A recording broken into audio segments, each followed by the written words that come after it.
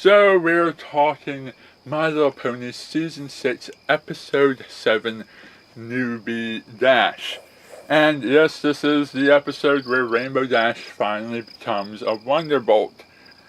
I think what this episode was truly made for is the military brony. A brony who has actually lived what Rainbow Dash is going through and understands fully why teasing happens in some groups and why it is acceptable to allow yourself to be teased. A lot like Star Trek The Next Generation, when Data was experimenting with friendly insults and jibes, and he misunderstood how insults work, and he ended up hurting feelings instead of appropriately giving others nicknames. What one needs to realize is what Data couldn't see in that particular episode, and that is the fact that there is a difference between friendly teasing and not friendly teasing. The other thing that dragged this episode down is the typical Dave Polsky cringe humor. When Rainbow Dash starts impersonating her friends, she's taking sound advice that Rarity and Twilight gave her, and she is taking that advice and turning it completely in the wrong direction, and she interprets stand out from the others and be different, similar to how the six of us are all different, and she turns that into impersonate the six of us perfectly. That wasn't the advice you were given, and that wasn't what you were supposed to do, and of course it's not going to work out for you. Now, looking at the synopsis of Newbie Dash, all it says is that Rainbow Dash makes a mistake on her first day and has trouble living it down. Later synopsises clarified what the nature of that mistake was, but from just that basic interpretation, there could have been any number of reasons why Rainbow Dash could have made a mistake.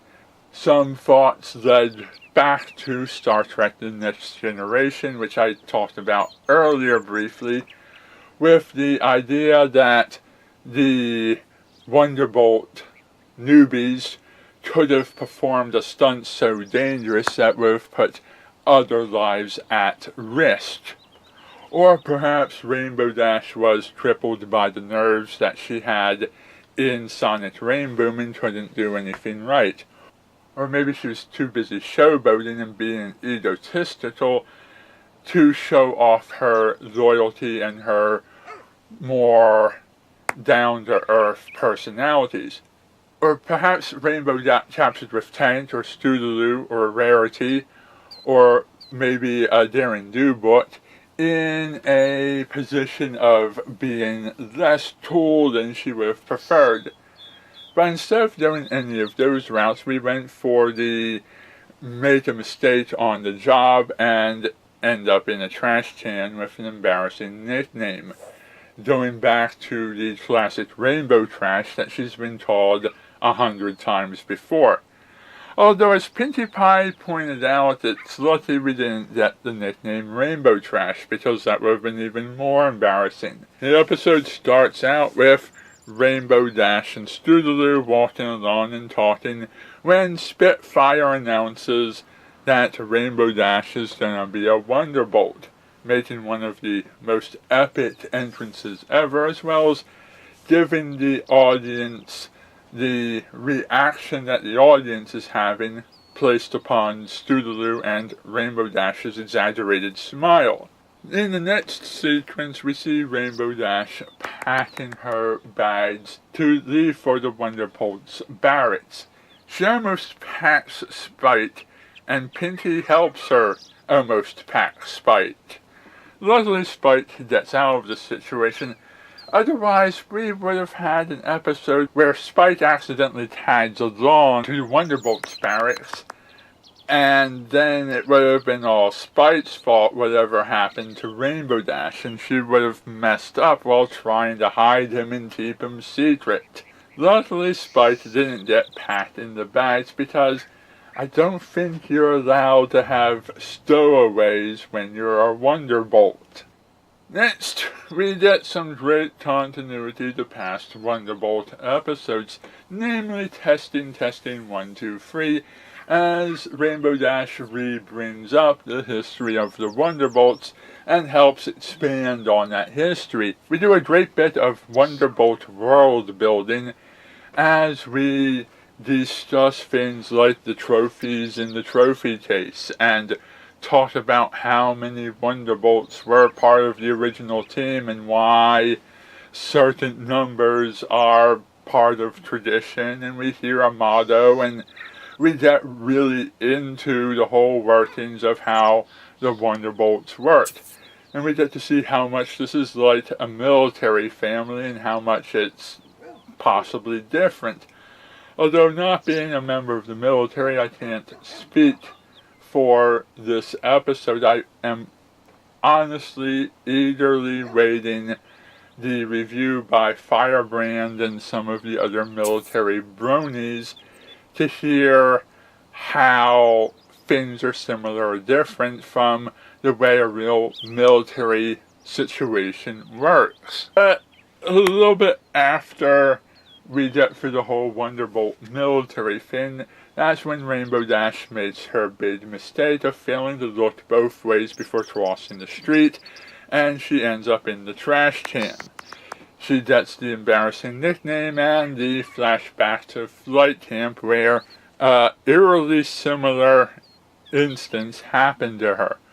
Only now it's her idols who are teasing her instead of her peers. Rainbow Dash allows this nickname calling to get in her way, and it continues to bug her throughout the training session. When Rainbow Dash gets back from the Wonderbolts and she returns home, she gets the party from Pinkie Pie and the others, and they all show up. At this point we see how perceptive the close friends are of each other's feelings, because they actually pick up on the fact that something is bothering Rainbow Dash. It would be so easy for the friends to ignore the fact that she is feeling bad and believe her when she says nothing wrong happened. But actually they can tell, because they're such good friends, through her body language and her tone of voice, that something really is bothering her. And because they are such good friends, she opens up and tells them the honest story of what went wrong, not fearing the embarrassment of how they would react, because she knows that her friends aren't going to mistreat her.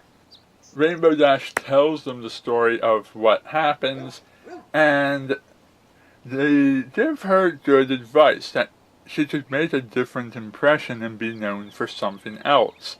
That just as the main six are all different but they all work together, that Rainbow Dash could contribute something unique to the Wonderbolts. When Rainbow Dash takes this the wrong way and starts doing the impressions, I already had my rant on that at the beginning of the video. But what's interesting to note here beyond that rant about cringe humor is the fact that this isn't the first time ponies have done impersonations of each other. We saw Rarity impersonate Applejack in simple ways, and Applejack returned the favor by impersonating Rarity in exchange. And we saw Rainbow Dash do a good Twilight impression during the Lost Treasure of Griffinstone. And most recently, Rarity impersonated Pinkie Pie in The Gift of the Maud Pie. So, it seems that the main six are such close friends that they can pull off impersonations of each other, and perhaps this kind of thing will be on display in future episodes. The next thing we see in this episode is we see 2 locker room sequences with the Wonderbolts. If these characters were human, This would have gotten us an R rating because Spitfire and a couple of the other members were walking around that locker room completely naked. And it was a situation with both males and females sharing the same locker room together. Pretty rare in most situations because most organizations keep the genders separate. Although co-ed locker room situations aren't unheard of in the world, they're just pretty rare.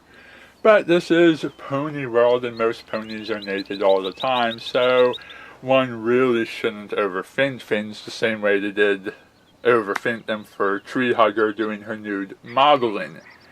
It kind of stands out because of how rarely we see Spitfire without her uniform.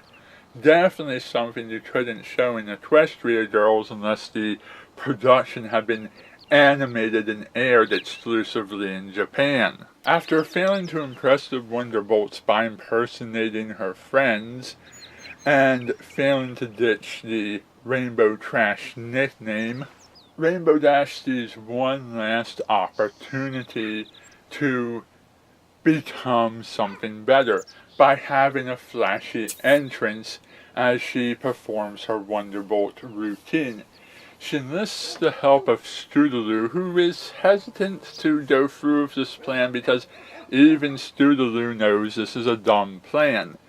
She has to kick a rain cloud into Rainbow Dash's path and get Rainbow Dash to look awesome as she flies in and impresses the crowd. At the last minute, for some reason, Rainbow Dash chickens out and stops just short of hitting the cloud, and that's what causes her to crash. All logical reasons, Rainbow Dash should have been able to have passed through that thundercloud and had no problem whatsoever pulling off the flashy entrance. And they should have had something else go wrong during the stunt show that would have thrown Rainbow Dash off. Rainbow Dash takes the crash, learns her lesson, and admits her mistakes. In the last bit of the episode, she shows a great deal of maturity and personal growth. She's learned to be a team player instead of a showboater, and she's evolved into a new type of pony. That makes it sound like Pokemon. She has taken on a different personality. She's become responsible and mature and a team player instead of an egotistical showboater. She is now proud to be a Wonderbolt, and she gladly takes on whatever punishments Rainbow Dash deserves, as well as leaving us with the other question. Since all of the Wonderbolts all had embarrassing nicknames, and Spitfire's was kept secret, what embarrassing nickname could Spitfire have had? I'm sure the fandom will touch on this, and in fact some members already have touched on this, but I'm going to say the embarrassing nickname Spitfire couldn't say on the air was Spitfarter. That's what I'm going with until otherwise proven wrong. But I encourage you to leave in the comments your ideas for weird nicknames that Spitfire could have whispered to Rainbow Dash. Luckily, Rainbow Dash learns to move forward with her life and move on. This would have been so easy to have been Rainbow Dash gets fired from the Wonderbolts, loses her dream, and we go back to the status quo, and Rainbow Dash looks for a new dream. Now that we're in a new era of cartoon writing, it's nice to move forward and have characters evolve and grow up. And now we get to our final thought. Where does Rainbow Dash go from here? What other episodes could we tell with Rainbow Dash as a Wonderbolt? Thank you for watching, and good night.